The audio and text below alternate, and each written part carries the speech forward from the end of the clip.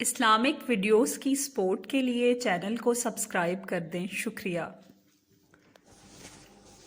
حضرت علی رضی اللہ تعالیٰ عنہ شب میں نفلیں پڑھنے مسجد کو تشریف لایا کرتے تھے۔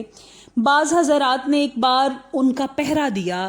جب آپ نماز سے فراغت کے بعد باہر آئے تو ان لوگوں کو دیکھا تو پوچھا، آپ لوگ یہاں پر کیوں بیٹھے ہیں؟ لوگوں نے بتایا، آپ کی حفاظت کے لیے۔ حضرت علی نے پوچھا، آسمان والوں سے یا زمین والوں سے؟ لوگوں نے کہا، زمین والوں سے۔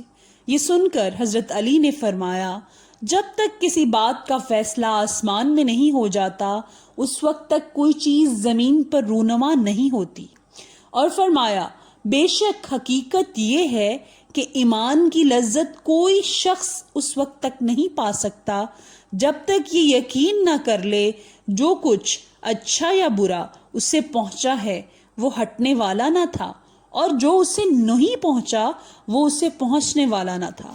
سبحان اللہ۔